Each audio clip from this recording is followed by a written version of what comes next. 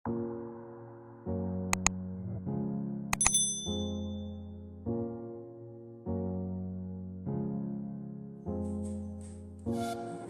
Education সেন্টারের পক্ষ থেকে সবাইকে স্বাগতম। আজকে আমরা মাইদার এবং মাইদারলি এই ওয়ার্ড দুটার ভিতরে পার্থক্য বোঝার চেষ্টা করব। আমরা জানি মাইদার বলতে বোঝায় কৃপণ, তো মাইদার সাধারণত এটা নাউন হিসাবে ব্যবহৃত হয়। যেরকম হি লাভড মানি, হি ওয়াজ এ মাইদার, সে টাকা পছন্দ করে এবং সে ছিল একজন কৃপণ।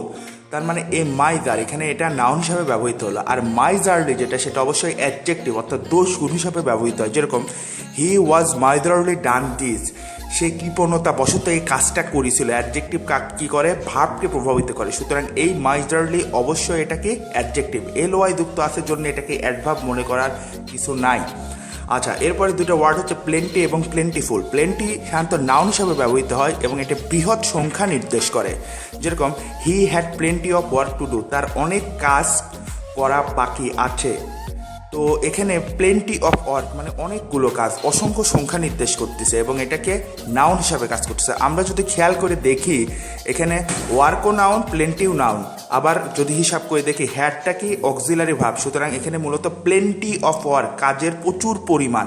এখানে প্লেন্টিটা নাউনকে হয় প্রভাবিত করেছে কিংবা প্লেন্টিটাকে নাউন হিসাবেও ধরা যায়। আর একটা বিষয় হচ্ছে প্লেন্টিফুল অবশ্যই অ্যাডজেক্টিভ হিসেবে ব্যবহৃত হয়। যেরকম অ্যাডজেক্টিভ কি, যেটা হচ্ছে নাউন কিংবা ভার্বকে প্রভাবিত করে। অরেঞ্জেস আর চিপ নাও, তার মানে কি কমলা এখন অনেক সস্তা। বিকজ দে আর প্লেন্টিফুল, কারণ তারা অনেক বেশি উৎপাদনশীল। তো প্লেন্টিফুল কি, কারণ তারা অনেক বেশি উৎপাদনশীল, এটা একটা দোষ গুণ বোঝাচ্ছে। সুতরাং প্লেন্টিফুল অবশ্যই অ্যাডজেক্টিভ হিসেবে ব্যবহৃত হয়। ধন্যবাদ সবাইকে।